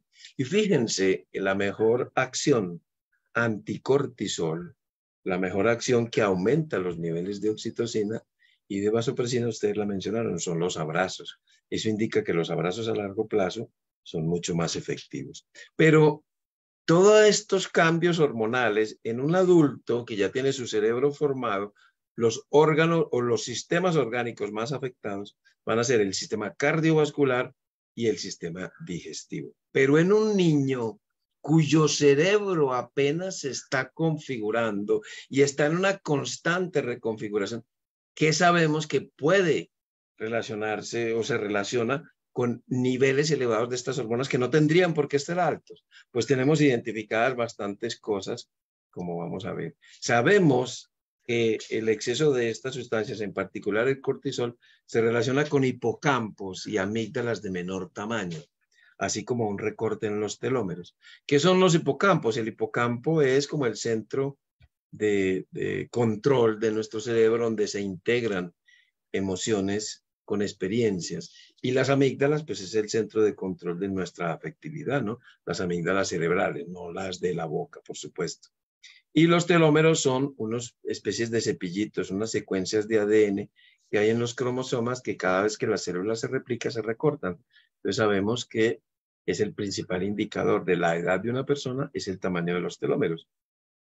El cortisol y muchas de estas otras hormonas recortan los telómeros. Entonces, ¿qué significa un estrés crónico en la infancia? Esto significa, entre otras cosas, que serán niños, jóvenes y adultos con una pobre integración de las emociones, con una pobre valoración del significado emocional de las experiencias, con un pobre control de las emociones y sentimientos, con una inhibición de conductas erráticas pobre y con una pobre generación y recuperación de recuerdos. Pero además también serán niños, jóvenes, adultos con errática vinculación de contenidos con ciertos valores positivos o negativos, con incapacidad para generar respuestas de satisfacción o miedo en mayor o menor intensidad y con una menor supervivencia. Los niños sometidos a estrés crónico serán adultos que morirán más jóvenes.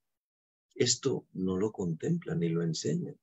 El efecto que tiene el estrés crónico, llámese por un duelo, por abuso, por maltrato, por abandono, por todo lo que está pasando con la infancia, pues se relaciona con demasiados problemas que ustedes mencionaron, no solamente las alteraciones o las enfermedades mentales y el abuso de sustancias, la promiscuidad, los suicidios, sino muchos conflictos para tener presente. Ya voy a mostrarles otros aspectos, no voy a hablar de la aflicción en la infancia, sino que me voy a ir a dos de las manifestaciones más ignoradas del duelo infantil.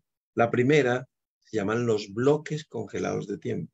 Cuando un niño se enfrenta a una situación que sobrepasa su capacidad de afrontarla, simplemente la hace a un lado. Eso se llama congela. Congela emociones, pensamientos, sensaciones, cogniciones, colores, olores y sigue su vida como si nada, dando esa falsa sensación. No, pues el niño está muy bien, vea que no le pasó nada, véalo cómo está ahí jugando y haciendo creer que los niños son resilientes. Yo cada vez que escucho la palabra de que los niños son resilientes, les digo la verdad, me duele el estómago. Porque la resiliencia proviene de la disponibilidad de recursos internos y externos adecuados para salir adelante ante un hecho trágico. Y las pérdidas en la infancia ocurren en un contexto de muy pobres habilidades cognitivas y sociales.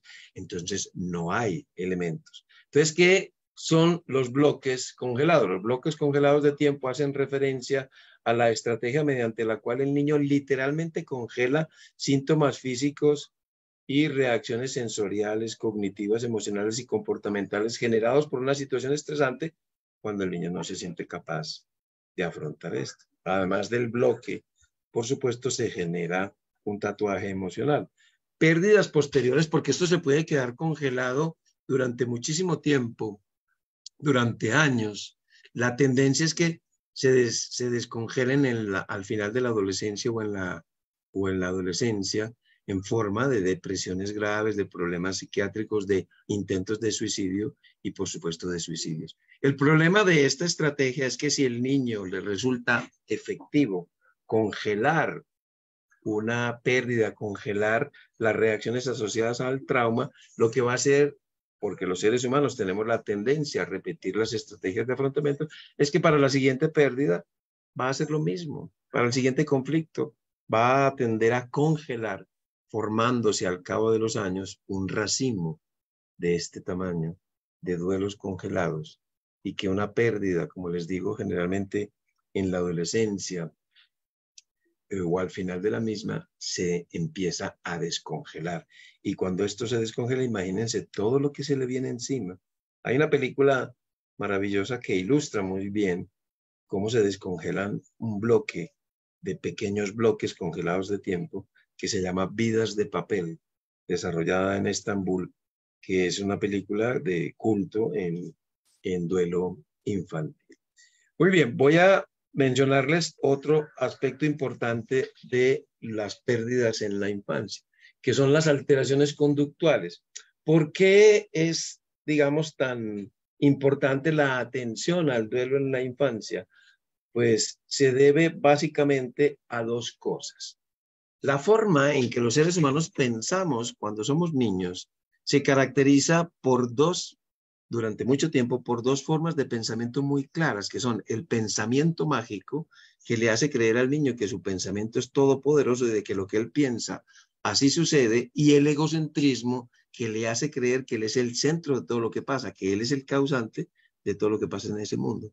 Si esos dos pensamientos que están cargados de culpa no se le aclaran al niño, generalmente pueden manifestarse después de una pérdida en algo que les voy a mostrar ahora. Y por otra parte, también quizá un poco más común. Cuando el niño percibe que no se le está acompañando adecuadamente en sus procesos o que su duelo lo está llevando en soledad, porque los niños son resilientes, dicen, y son capaces con todo, vea que está muy bien, entonces no hay ningún interés por acompañarles, suelen presentar los siguientes síndromes. Los 3 primeros se relacionan con culpas no aclaradas. A raíz de un fallecimiento, el niño comienza a comportarse de una manera muy extraña, ¿no? Empieza a hacer todo bien. Se esmera muy visiblemente por hacer las cosas buenas, por ayudar a los adultos. Incluso quiere acabar con la muerte para que el adulto no sufra. Todo esto dentro de un fondo de culpa de demostrarle al mundo que él no es malo, que él es bueno. Si esta conducta no es corregida, la mayoría de las veces es reforzada. Miren este niño qué maduro, cómo se está comportando de bien, cómo nos quiere ayudar. Si esa conducta no es analizada y desculpabilizado el niño, va a evolucionar hacia un adulto frustrado que siempre estará complaciendo a los demás y no a sí mismo. Pero también puede darse la conducta opuesta, que es el síndrome del niño malo. Opuesto al anterior, el niño se porta mal, altera negativamente su comportamiento, pues merece ser castigado porque fue malo. Pues si esta conducta no se corrige, que la mayoría de las veces es castigada, va a evolucionar a un adulto con muchos problemas, muy probablemente con cárcel o muerte temprana, porque se puede hacer incluso matar. Por otra parte, también toda esa culpa, toda esa vida emocional puede dirigirse hacia sí mismo y comienza a expresar una multitud de enfermedades, muchas enfermedades distintas y muchas quejas que llevan a muchas consultas médicas, muchos procedimientos, muchos exámenes dolorosos y molestos porque merece ser castigado. Si eso no se corrige, muy probablemente puede ser la base de un adulto hipocondríaco.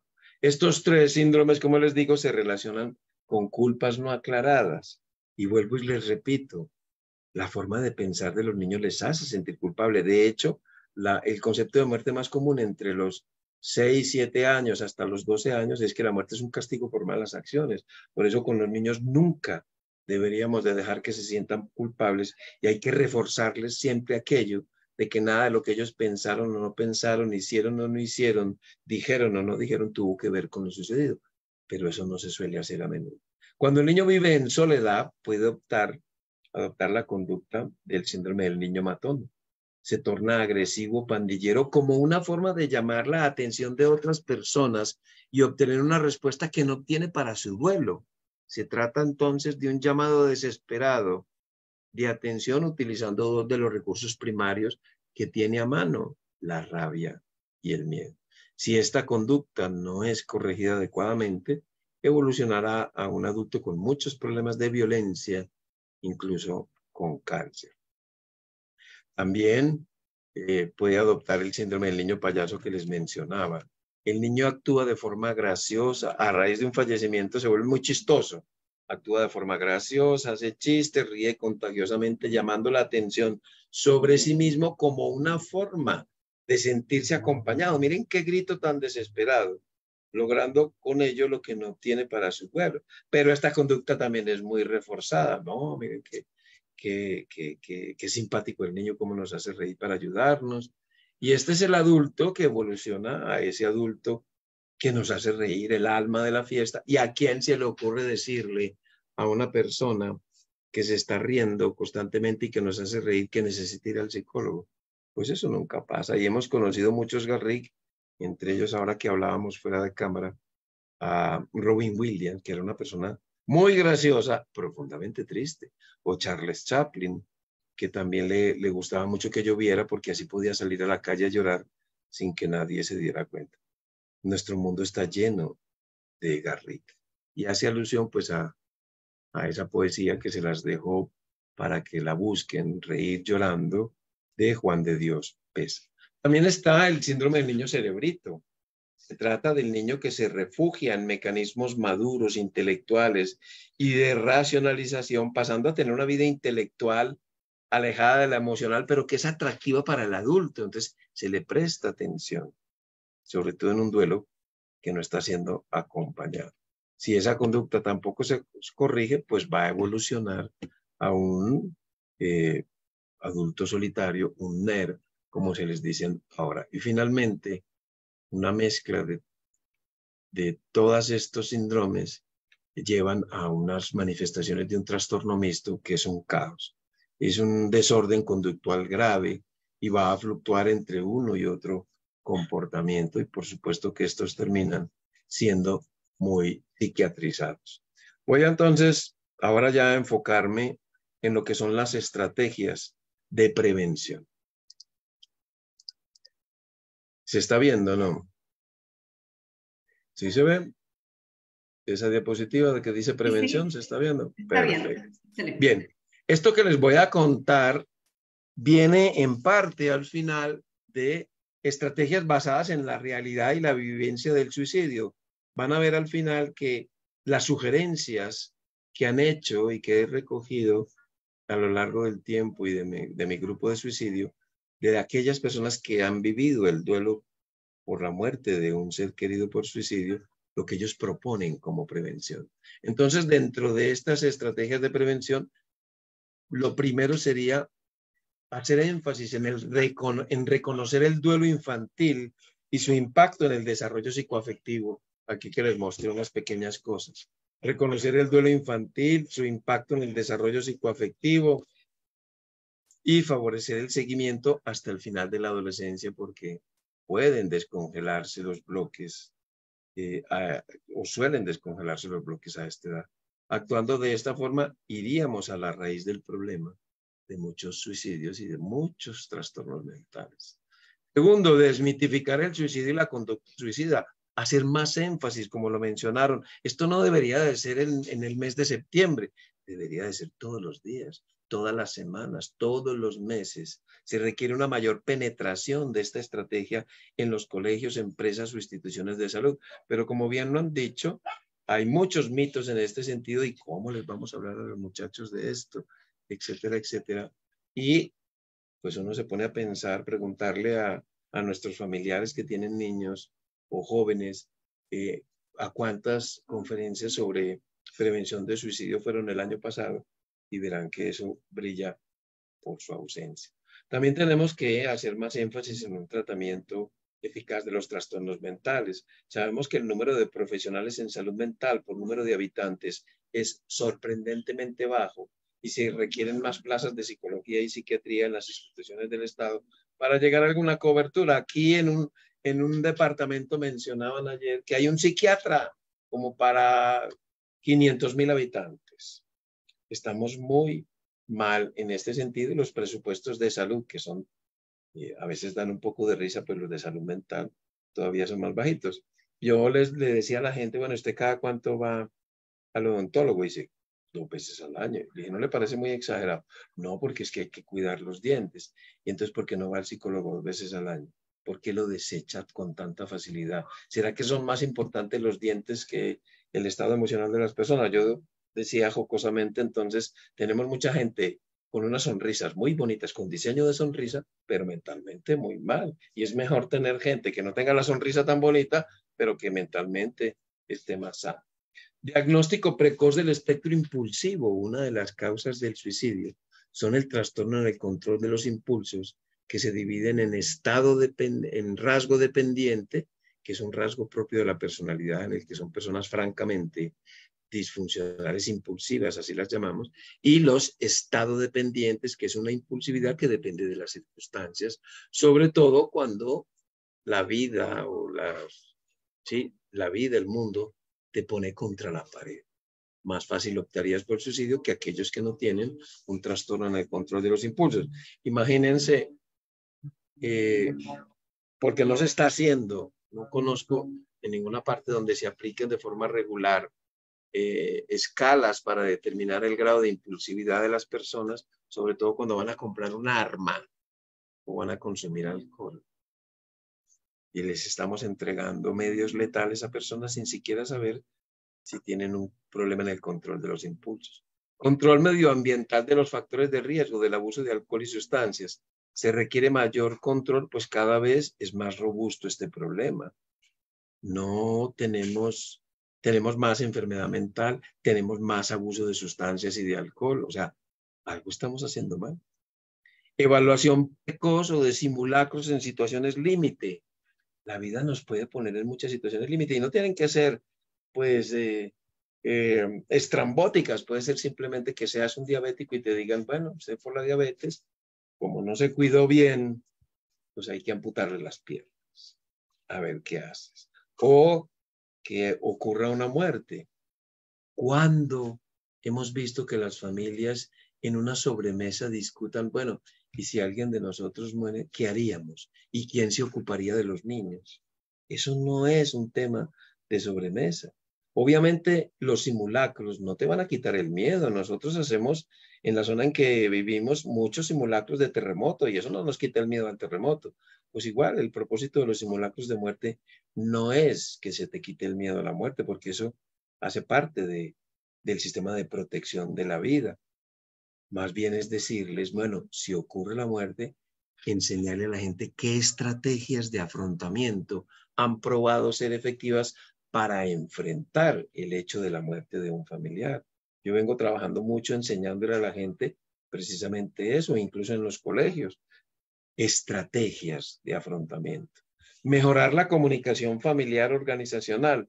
Yo creo que aquí andamos con una gran deficiencia y cada vez nos estamos comunicando menos porque, bueno, como lo mencionaron, los celulares nos están alejando a los que vivimos cerca y acercando a los que vivimos lejos. Hace mucha falta mejorar la organización y la comunicación y saber, por ejemplo, cosas tan simples como que los seres humanos nos comunicamos a 3 niveles, verbal, no verbal y paraverbal, y que la comunicación verbal, lo que decimos con palabras, solo suele ser el 7% de lo que comunicamos, que el 93% de lo que decimos es no verbal y paraverbal. Y finalmente, pues tendríamos que, dentro de estas estrategias, diseñar herramientas para identificar de forma temprana a las personas Garrick.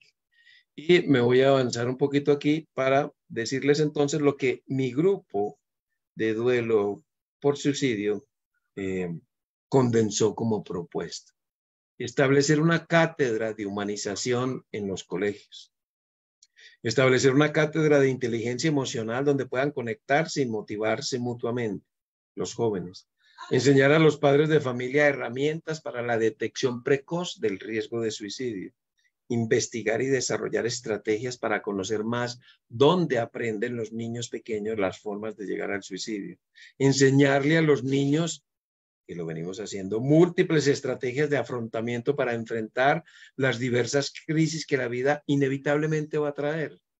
Si los preparamos desde pequeños, ya de adultos, cuando enfrenten pérdidas de gran impacto en su mundo personal, estarán con mejores herramientas para afrontarla, cosa que ahora no tienen. Escuela para padres en el manejo de las emociones, las crisis y los duelos de los niños. Lo estamos haciendo con una figura que se llama no solamente el profe, sino tío Beto. Conocer mejor las características del duelo infantil, su proceso de facilitación y seguimiento.